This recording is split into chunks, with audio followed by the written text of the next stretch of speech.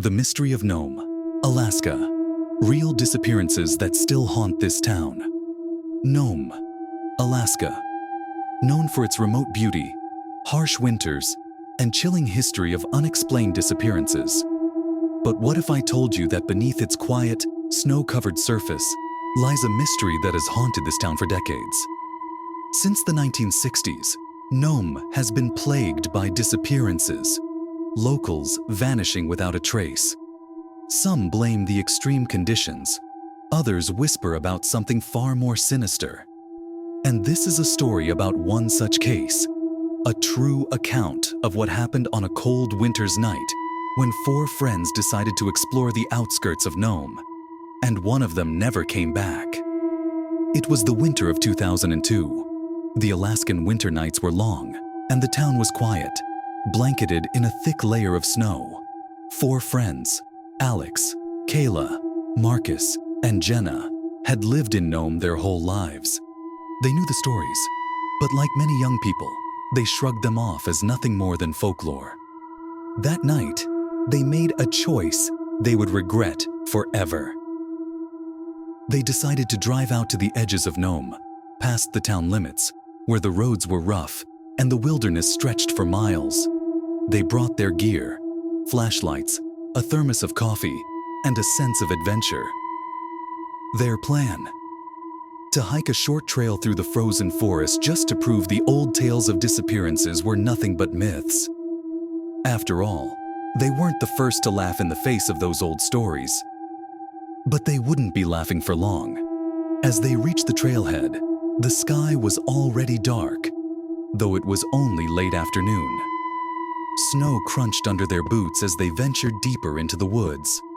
For the first hour, everything seemed fine. The wind was biting cold, and the woods were eerily silent, but they felt safe. Then, they saw it. A light, flickering in the distance between the trees, like someone holding a lantern. They stopped, whispering among themselves. Was someone else out here? It seemed impossible. No one ventured out into the woods this far in the dead of winter. Curiosity got the better of them. They followed the light, pushing further into the forest. As they drew closer, the light dimmed, then vanished. Just like that. And then they heard it. A voice. Faint, carried by the wind, but unmistakable. It sounded like someone calling for help. The group exchanged nervous glances, but Alex was the first to speak up. "It's probably someone who got lost," he said, trying to mask his own fear. "We should check it out." But as they continued toward where the light had been, the forest seemed to shift. The trees closed in, the air grew heavier, and the temperature dropped even further. It was then that they noticed something strange. Jenna, who'd been walking at the back of the group, was gone. They called out for her, their voices echoing through the empty woods, but there was no response. They retraced their steps, calling her name, their flashlights scanning the trees, but the only thing they found was Jenna's flashlight lying in the snow, still on, flickering weakly. Panic set in. The air around them felt thick, like it was pressing down on them, making it harder to breathe. The wind picked up, and with it, the whispers. Only now, the voices weren't calling for help. They were calling their names. Kayla, Alex, Marcus. Their breath quickened.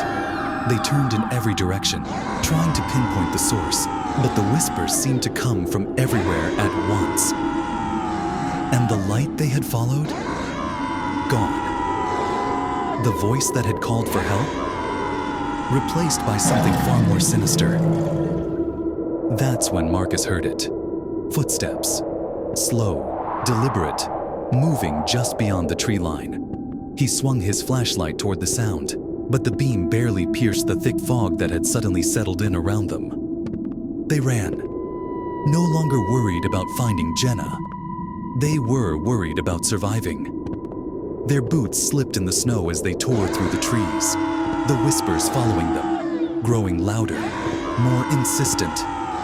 When they finally broke through the tree line, back onto the icy road where they had parked the car. The whispers stopped.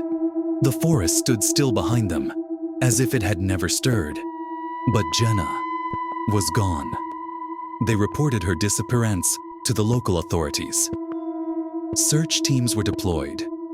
Days turned into weeks. And still, no trace of Jenna was ever found. Just like the others who had gone missing in Nome before her. Some say the land around Nome is cursed.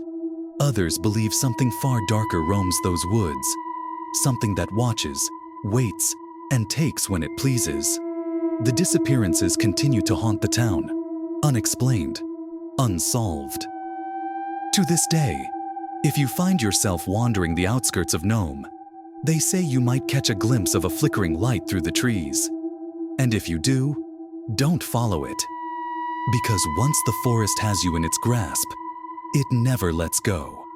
This is a true story from the mysterious town of Nome, Alaska, where over 20 people have disappeared without a trace. Have you heard of anything like this? Let me know in the comments below. Subscribe for more stories like this. Submit your stories at creepystoriesunknown@gmail.com.